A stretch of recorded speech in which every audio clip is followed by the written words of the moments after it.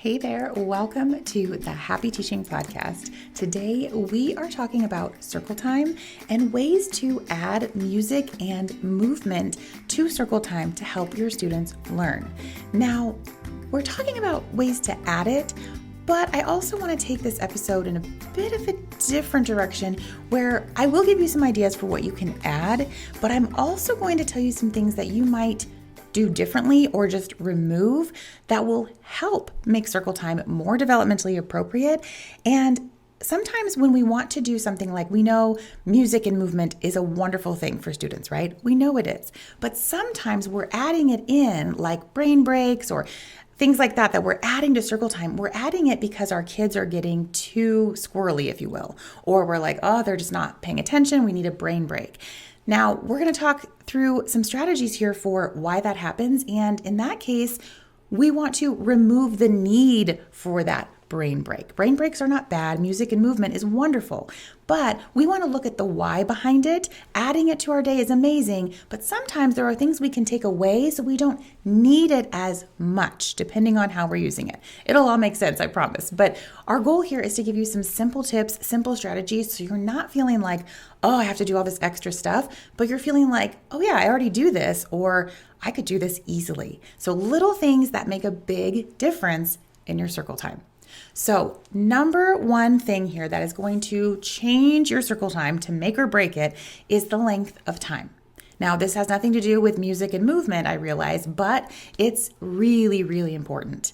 If you're at circle time for 30 minutes, you need to reevaluate what's happening there and why it's so long. Now, I realize we get curriculum given to us, or we get things that are handed to us, and there's like a script or something we have to do, and it's just long, but I'm here to tell you, I have lived this, I've been there, I know it can be really hard, but you're going to get more out of it if you split that up into shorter circle times. I know that means more transitions, but you're going to get more out of it. The kids are going to get more out of it. Everyone will be happier than if you're trying to keep kids at the carpet for 30 minutes, because then a lot of it's going over their head, or you're just stopping and dealing with behaviors, or you're like, oh, we're going to have to do a brain break, not because that music or movement is really adding to the lesson. It's more like, oh, we're never going to make it if we don't do something else. You're better off moving on to something else and then coming back to finish up the lesson.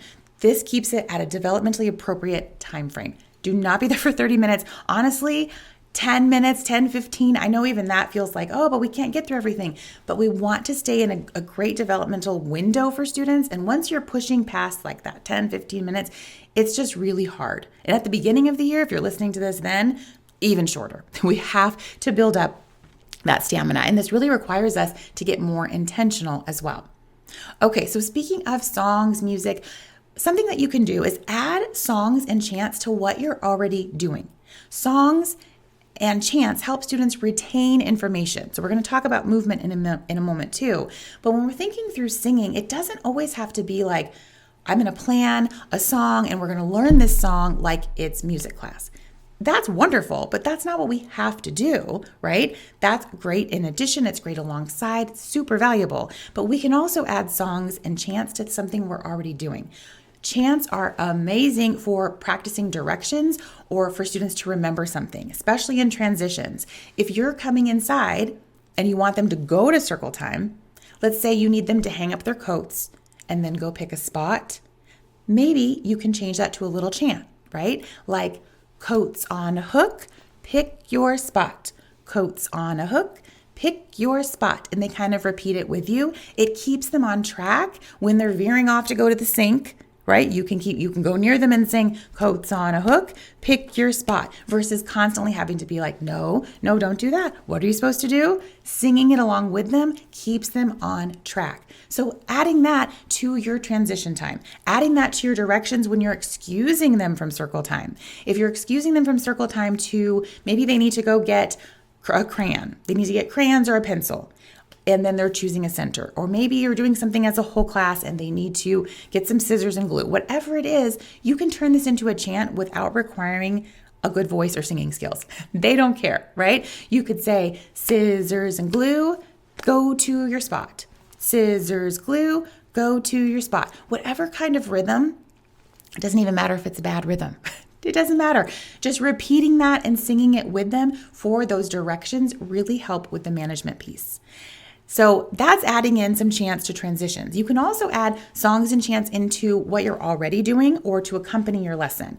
So, and we'll put this in the show notes for you. If you're in the Print and Play Club, you'll want to go to your playlist. We have songs for all kinds of themes, all kinds of skills. You can also grab our pocket chart activities, which get your students up, getting them moving, getting them chanting. And this is like accompanying, that's tricky to say, what you're doing. So if there's a skill or a focus or a theme, we likely have something that goes right along with it to get your kids more engaged at circle time because it gets them up and moving, gets them singing. We'll also put some example ones or some freebies for you in the show notes, just if you want to see what they're about, kind of check them out to see if they'll work for your students.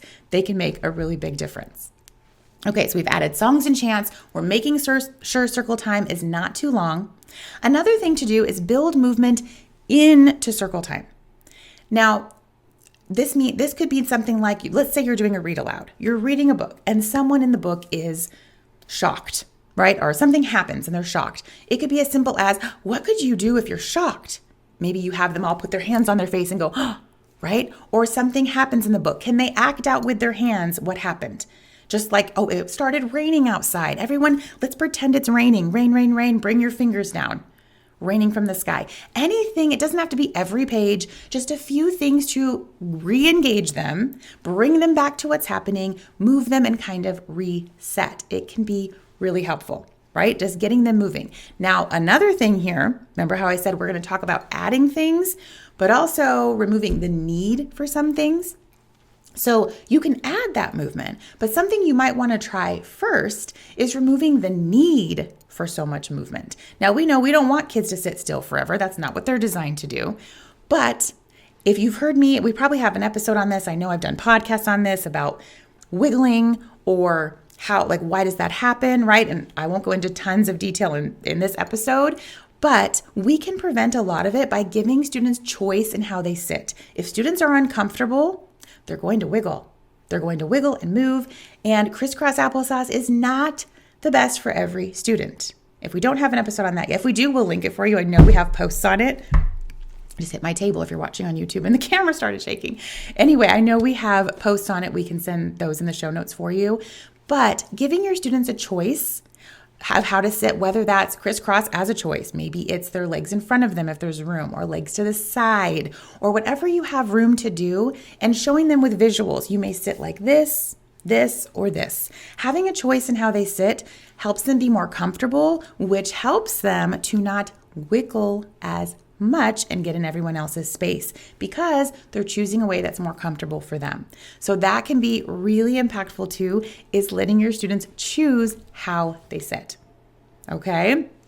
And we'll put that below in the show notes for you, an article on that or some information. And if you're in the Print and Play Club, we have an editable poster for you to add how you want your students to sit with pictures and all of that you can just print and use.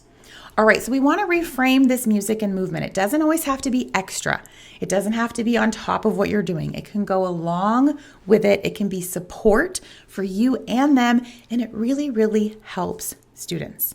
Now, I would love to hear what you're going to try or something you already do. Maybe there's something that you're doing every day, a song you love when you gather at circle time, or a brain break that's your favorite. Send me a message at the Kindergarten Connection on Instagram. We love to hear from you. I would love to read that and hopefully be able to share that out with others as well to give them some more ideas for their classroom too.